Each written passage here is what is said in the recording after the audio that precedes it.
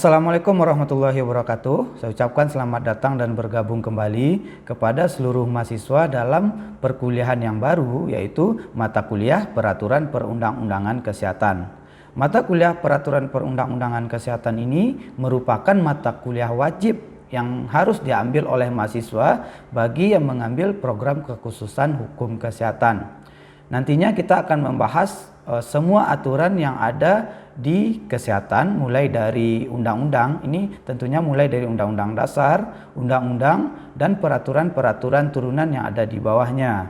Untuk pertemuan perdana ini kita akan membahas tentang pengantar yang berkaitan dengan peraturan perundang-undangan dan peraturan perundang-undangan kesehatan. Baiklah, kita langsung masuk kepada materi yang akan kita bahas pada pertemuan ini. Pada slide dapat kita lihat di sini adalah pokok bahasan yang akan kita bahas pada pertemuan perdana ini, yaitu yang pertama adalah peraturan perundangan. Ini akan kita bahas secara sederhana berkaitan dengan apa itu peraturan perundangan.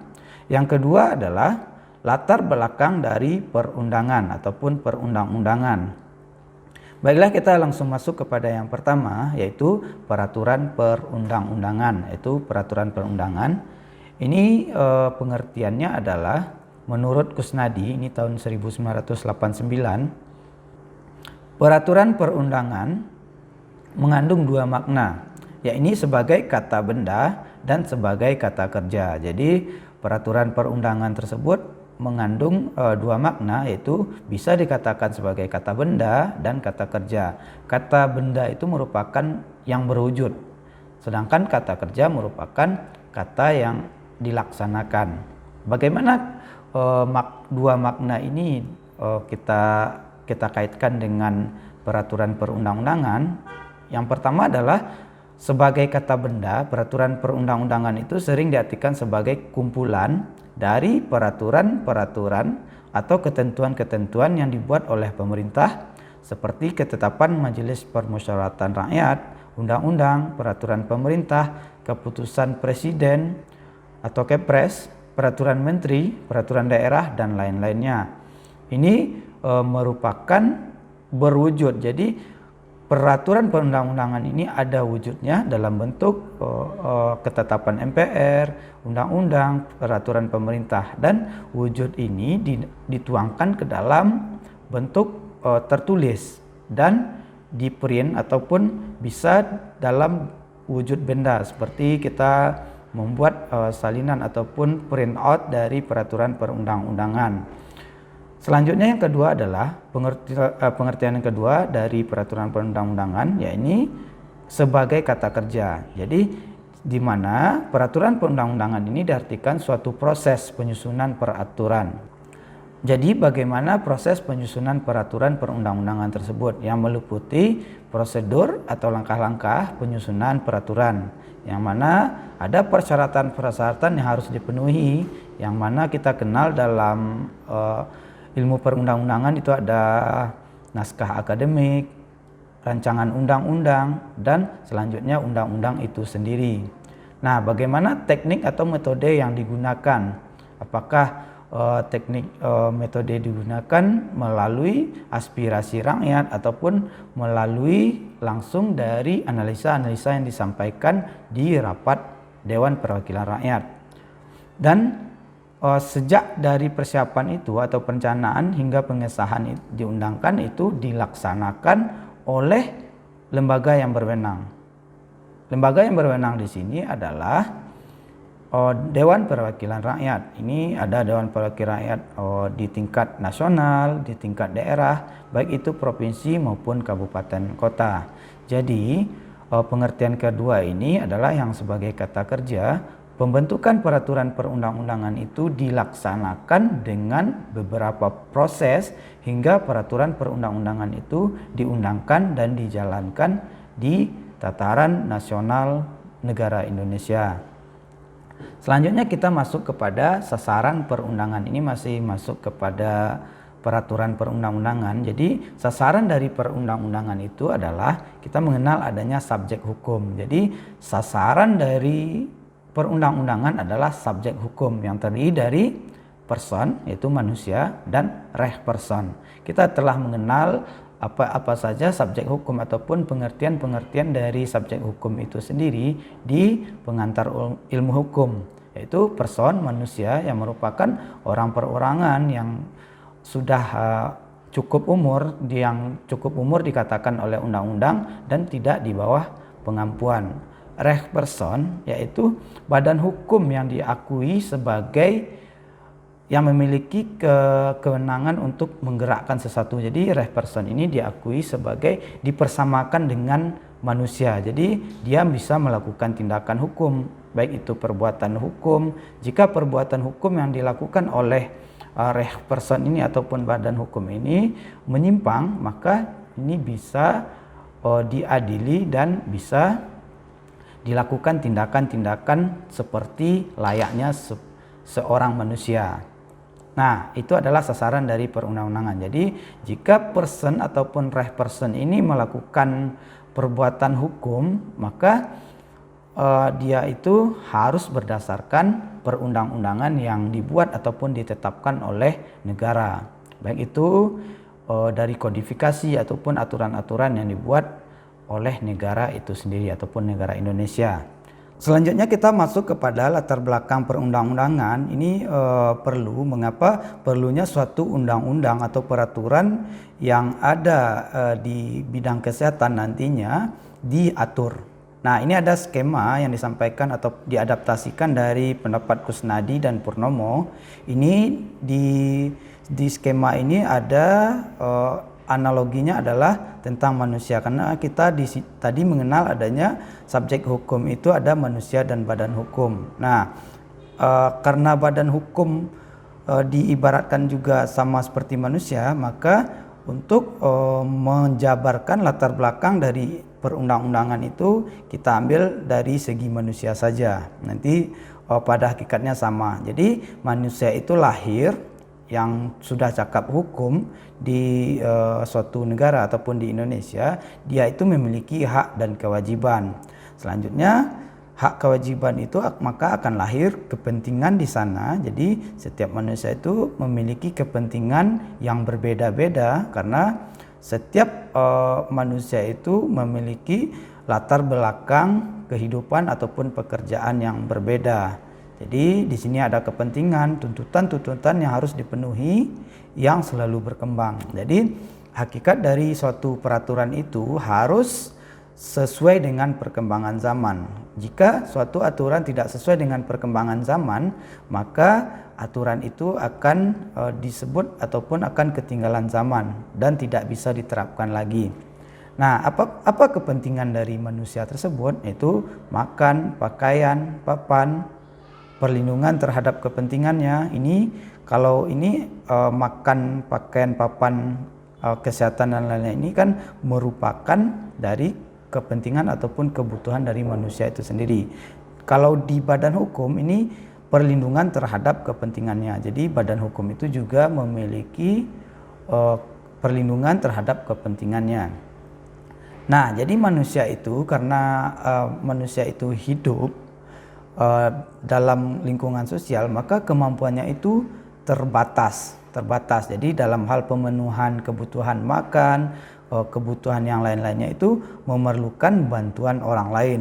Bantuan orang lain ini gunanya adalah tadinya yaitu memenuhi kebutuhan dari manusia itu sendiri. Nah, karena perlu bantuan orang lain, jadi manusia itu harus saling bekerja sama dalam memenuhi kepentingan-kepentingan ataupun kebutuhan-kebutuhannya. Makanya di Indonesia ataupun di negara-negara manusia itu hidup berkelompok, itu manusia yang merupakan makhluk sosial. Nah, dari kehidupan yang berkelompok tersebut maka lahirlah interaksi atau kontak atau hubungan antar manusia itu sendiri, yaitu antar satu sama lain. Nah, dari interaksi yang lahir tersebut maka ada dua jenis dari interaksi yang dapat ditimbulkan, yaitu menyenangkan dan pertentangan atau konflik. Nah, di sini baru harus ada suatu aturan yang konkret ataupun yang tertulis bagi manusia ataupun interaksi-interaksi antar manusia, ataupun kalau di badan hukum adalah interaksi antara orang dengan badan hukum ataupun badan hukum dengan badan hukum dalam hal pertentangan dan konflik. Kalau menyenangkan artinya itu win-win solution, jadi tidak ada permasalahan di sana. Tapi kalau ada pertentangan, di sanalah perlunya suatu aturan perundang-undangan. Nah, selanjutnya karena ada pertentangan, maka perlu suatu tatanan yang seimbang. Tatanan yang seimbang itu diwujudkan dalam bentuk pedoman, peraturan hidup, patokan, ukuran, norma, kaidah sosial. Ini dilahirkan atau diwujudkan dalam bentuk undang-undang ataupun aturan-aturan yang berkaitan dengan kepentingan-kepentingan manusia tersebut. Dalam hal ini adalah kepentingannya adalah dalam hal kesehatan. Jadi jika ada konflik di bidang kesehatan ataupun sengketa di bidang kesehatan, maka harus ada aturan ataupun peraturan perundang-undangan yang mewadahinya atau memayunginya. Nah, bagaimana bentuk dari peraturan perundang-undangan tersebut? Yaitu bisa saja tertulis dan bisa saja tidak tertulis. Nah, kalau dalam hukum kesehatan tentunya peraturan yang dibuatkan dalam bidang kesehatan itu lebih cenderung banyak tertulis. Kalau yang tidak tertulis ini bisa kita contohkan dalam kebiasaan-kebiasaan, misalkan di rumah sakit ada kebiasaan-kebiasaan etika ataupun yang lain-lainnya. Kalau tertulis berkaitan dengan ranah perdata, ranah pidana, ranah administrasi negara ataupun ranah tata negaranya dituangkan dalam aturan-aturan tertulis yang harus dipatuhi oleh semua orang yang berkaitan di bidang kesehatan ini. Nah, selanjutnya adalah ini ada latar belakang lain dari pendapat Hussein. Ini juga skema ini jadi lebih kurang sama dari pendapat yang disampaikan oleh Kusnadi dan rekannya tadi, bahwa manusia itu hidup itu dikuasai oleh pikirannya atau nilai benar atau salah. Jadi manusia itu ada yang kecenderungannya itu memiliki sikap yang di dalam pikirannya itu tahu apa baik benar ataupun apa yang buruk ataupun yang salah. Nah, selanjutnya adalah dikuasai oleh perasaan, nilai indah ataupun nilai jelek. Yang ketiga adalah kepercayaan, ini dikuasai oleh kepercayaan atau religi, dosa atau tidak. Yang keempat adalah kemampuan, nilai menang, kalah, aman atau tidak aman. Nah, tak ayal kita dengar bahwa ada manusia yang melakukan perbuatan yang salah, itu manusia yang dikuasai oleh pikirannya ataupun hatinya ataupun perasaannya, dia itu cenderung melakukan perbuatan-perbuatan yang salah. Nah, ada juga manusia yang melakukan perbuatan yang benar. Nah, yang menjadi permasalahan di sini adalah manusia-manusia yang dikuasai oleh pikirannya yang salah, perasaannya yang jelek, kepercayaannya yang berbuat dosa, dan kemampuannya untuk tidak mau kalah. Ini kecenderungan ini juga ada terjadi di dunia ataupun di negara-negara manapun. Nah, dengan adanya pikiran, perasaan, kepercayaan ataupun kemampuan yang tidak baik itu, maka harus ada aturan yang mengaturnya. Aturan-aturan tersebut tentunya lahir dari konflik-konflik yang ada antara satu manusia dengan manusia yang lainnya, karena manusia satu dengan manusia yang lain itunya memiliki perbedaan pandangan, cara pikir, dan yang lain-lainnya. Nah, maka dengan perbedaan itu timbul suatu keadaan yang tidak adil, tidak benar, tidak aman, tidak seragam, dan tidak teratur. Maka di sana negara harus hadir dalam mengatur semua tingkah laku manusia tersebut, yang mana dituangkan dalam bentuk peraturan perundang-undangan, baik itu dari undang-undang dasar, undang-undang, peraturan menteri, peraturan presiden, dan peraturan yang ada di bawahnya. Nah, dari dua skema yang kita uraikan tadi, maka dari sanalah yang melatar belakangi mengapa peraturan perundang-undangan ataupun perundang-undangan itu harus ada dan harus mengatur tingkah laku manusia yang ada di negara Indonesia ini. Tentunya di sini khusus dalam bidang kesehatan. Nah, dalam bidang kesehatan sendiri tentunya banyak sekali konflik-konflik yang kita hadapi nantinya dalam bidang kesehatan tersebut, seperti adanya malpraktek, kesalahan dalam penggunaan wewenang, kesalahan dalam pelayanan, dan yang lain-lainnya. Nah, selanjutnya kita masuk kepada azas perundang-undangan. Nah, di sini kita lihat bahwa ada pengertian azas menurut Kamus Besar Bahasa Indonesia ini tahun 2017. Nah, azas itu adalah dasar, yakni sesuatu yang menjadi tumpuan berpikir atau berpendapat. Misalnya pada azasnya saya setuju dengan pendapat saudara. Jadi artinya pada dasarnya saya setuju dengan pendapat saudara. Selanjutnya adalah dasar cita-cita dalam sebuah perkumpulan atau organisasi. Misalnya, sebelum memasuki suatu organisasi, kita harus tahu azas dan tujuannya. Jadi bagaimana cita-cita ataupun tujuan dari suatu organisasi. Yang ketiga adalah hukum dasar. Misalnya, tindakannya itu melanggar azas kemanusiaan. Jadi, tindakan seseorang itu melanggar aturan dasar, hukum dasar dari hak asasi manusia, azas kemanusiaan. Nah, bagaimana azas hukum kesehatan?